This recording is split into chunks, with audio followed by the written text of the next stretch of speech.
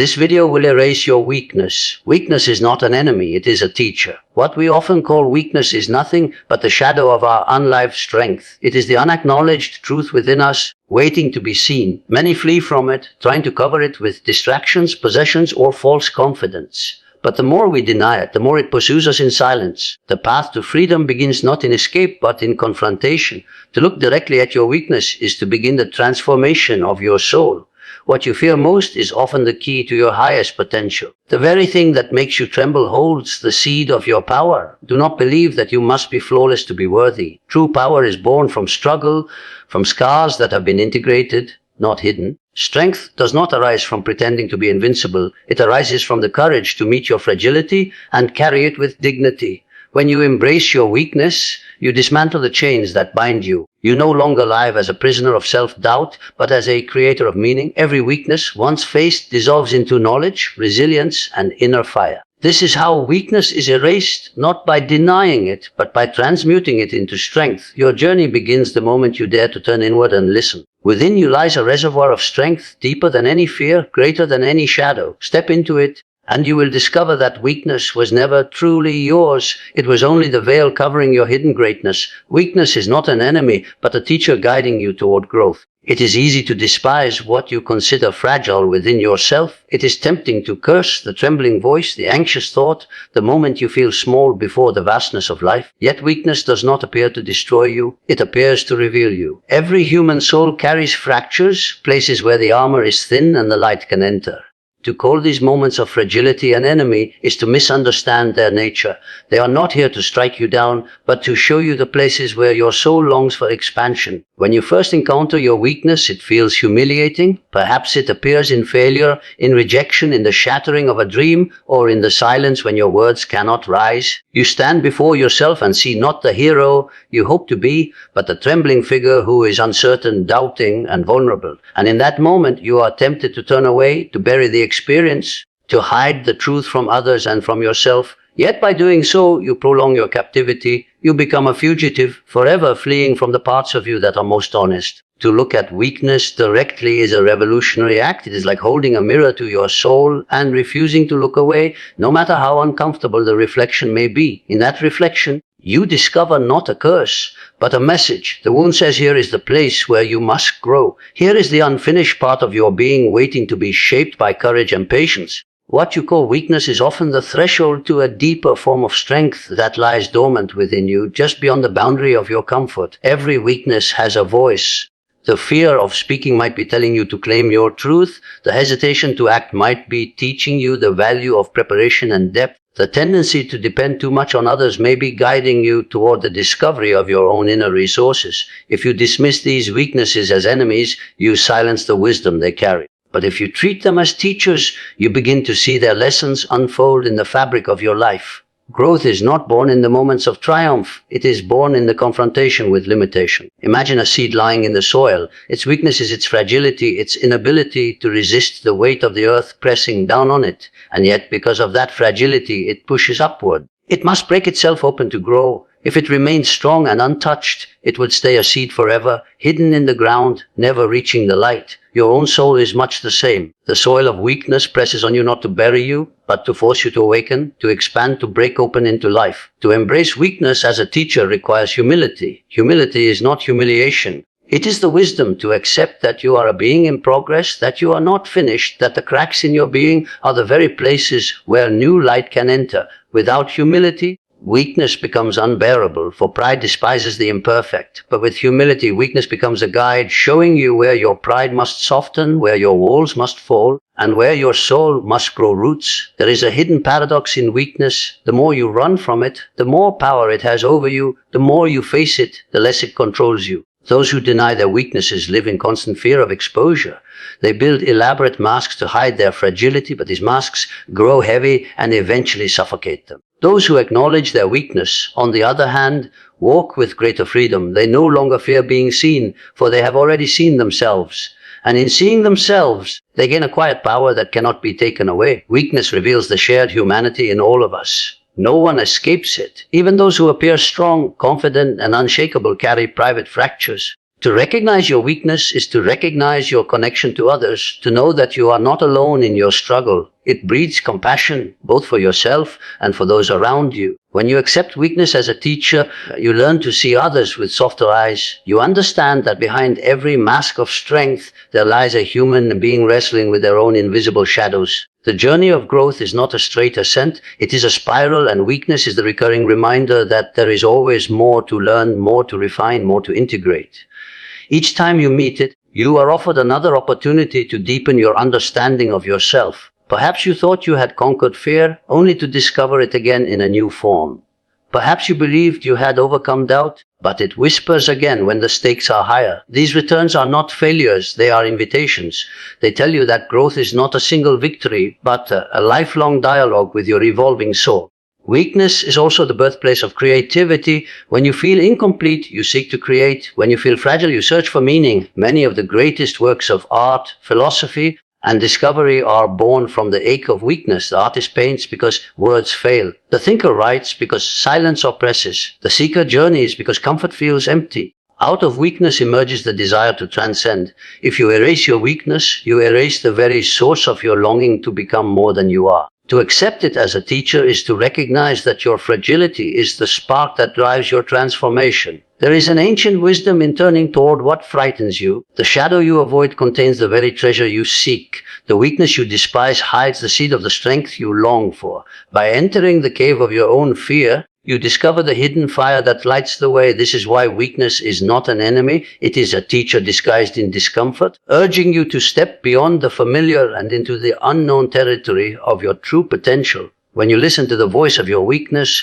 you begin to hear the deeper call of your destiny. It tells you where you must go, what you must face, and what part of yourself must be awakened. It is not here to condemn you, but to prepare you. Every weakness once embraced becomes a stepping stone. Every trembling moment becomes a seed of strength, and every shadow once faced dissolves into light. Facing weakness transforms it into strength and resilience. The very thing you once feared most has the power to become your foundation if you do not turn away from it. Life has always spoken this truth in symbols. The mountain appears impossible, yet climbing it makes your legs unshakable. The fire threatens to consume, yet passing through it purifies the spirit. The storm terrifies, yet enduring it awakens an inner calm that no clear sky can ever teach.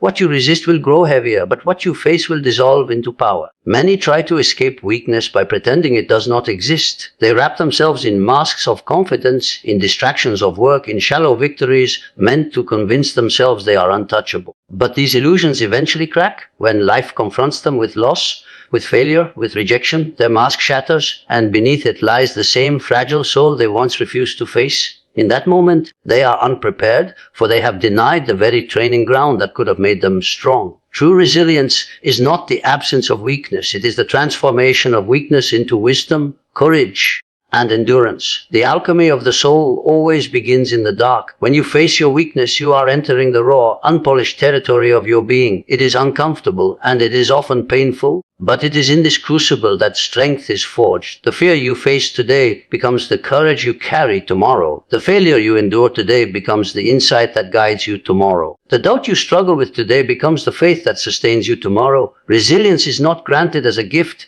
It is carved into you by the very hands of weakness, reshaping you from within. Weakness is not the end of the story, it is the beginning. To face it is to begin rewriting the script of your life. Think of a river striking against stone. At first the stone resists, solid and unyielding. But over time the river, patient and persistent, carves valleys and shapes landscapes. The stone that once seemed unmovable is transformed by contact. Your weakness is the stone, your courage is the river. Each time you face what you fear, each time you refuse to run, you carve a new depth within yourself, shaping the person you are becoming. Strength is not the absence of resistance, it is born through the dance with it. Many people believe resilience means never breaking, never faltering, never falling.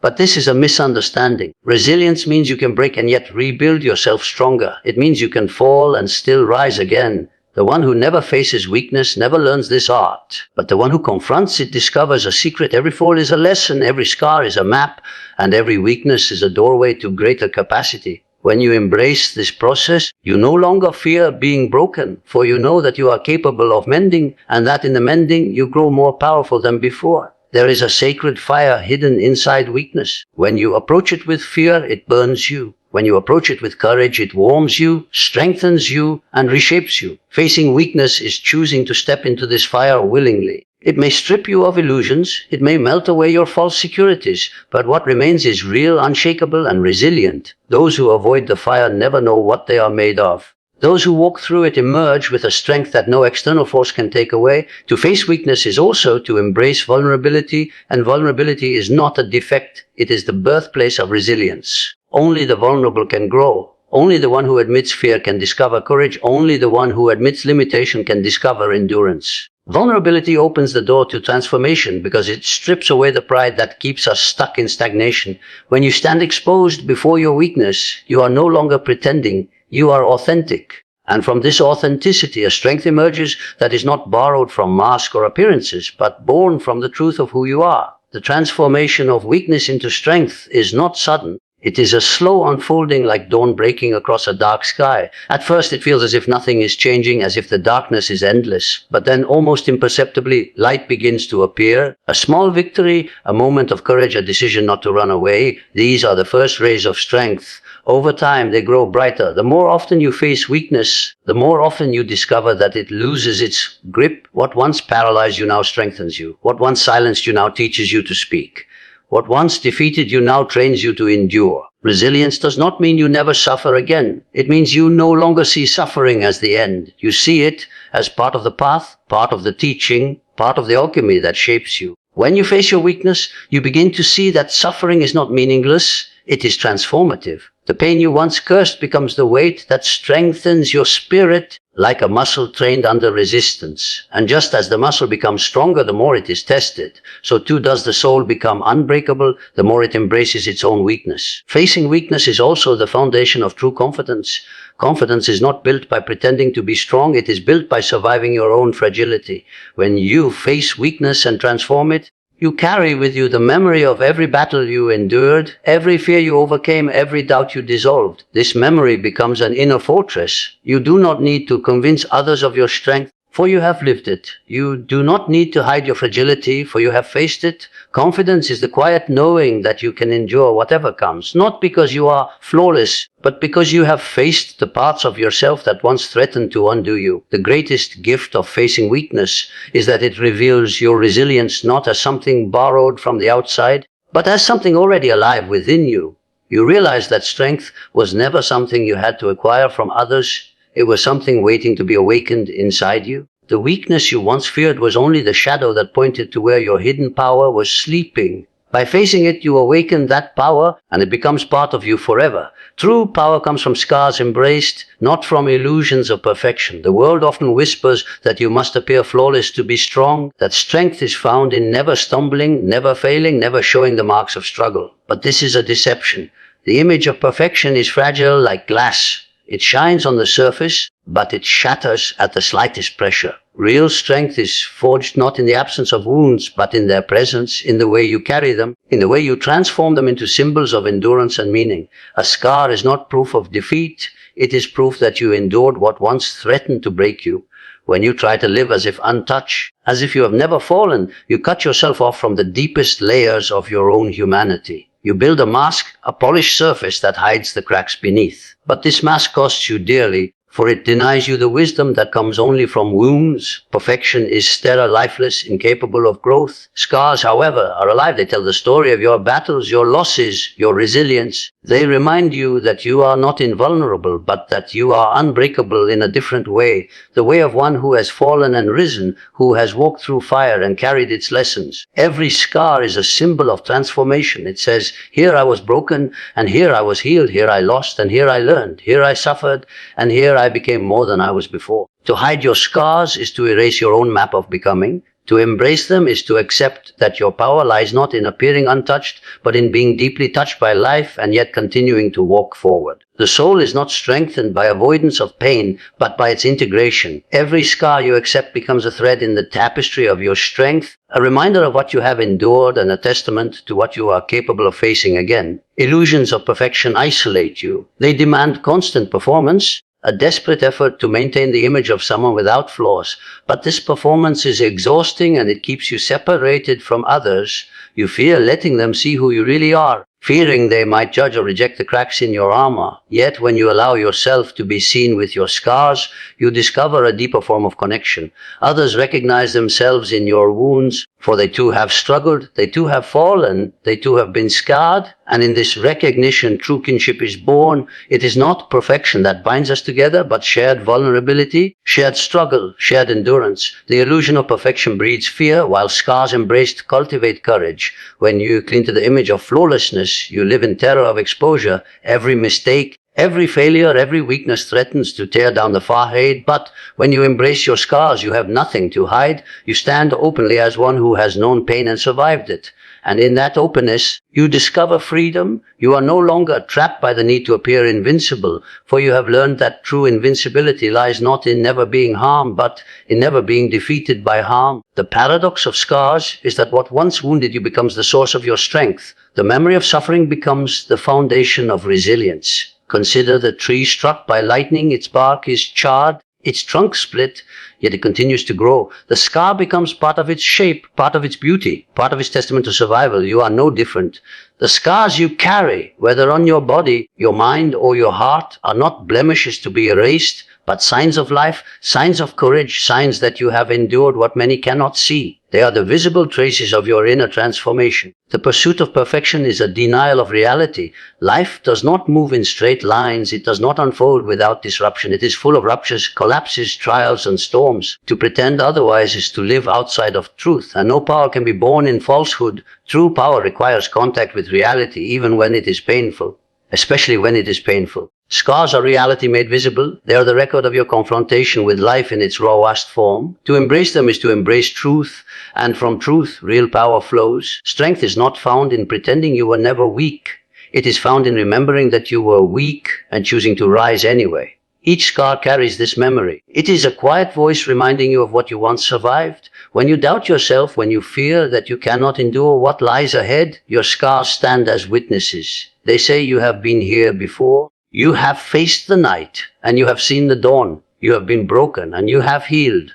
You have fallen, and you have risen. And because you have done it once, you can do it again. This is the true foundation of resilience, not a fantasy of perfection, but the lived memory of survival. Illusions of perfection demand rigidity. They require that you never falter, never bend, never fail. But life breaks what is rigid. It bends what refuses to move. A scar, however, is flexible. It remembers the breaking and it grows stronger at the very point of fracture. This is why embracing your scars makes you unshakable. You are no longer rigid, fragile glass pretending to be flawless. You are tempered steel, shaped by fire, strengthened by the very forces that once threatened to destroy you.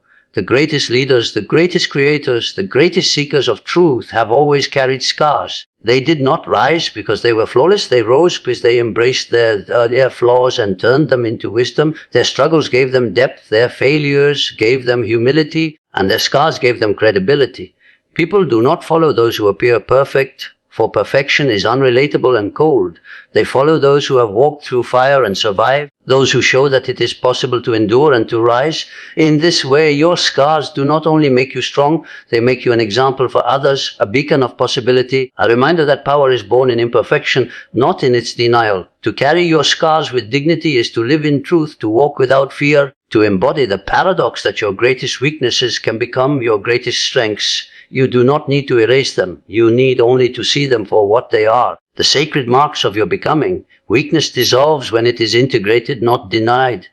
The more you fight against your weakness, the more it seems to grow, like a shadow that lengthens as the sun sets. Denial does not free you, it chains you more tightly. What you bury in darkness continues to live within you, hidden but active, shaping your choices, directing your fears, and whispering in the silence of your mind. To deny weakness is to become its servant, forever avoiding situations that might expose it, forever running from the truth that lingers within you. But when you bring weakness into the light, when you integrate it into your understanding of who you are, its power dissolves. It no longer controls you because it has been seen, accepted, and absorbed into the fabric of your being. Integration is not the destruction of weakness, it is its transformation. The aspects of yourself that you fear most, the hesitation, the doubt, the fragility, become allies once you allow them to be part of you instead of enemies to be banished. Consider the person who denies their fear. They push it away, pretending it does not exist. But in every moment of risk, fear rises with even greater force. Their denial feeds it until it consumes them. Now imagine the one who integrates fear.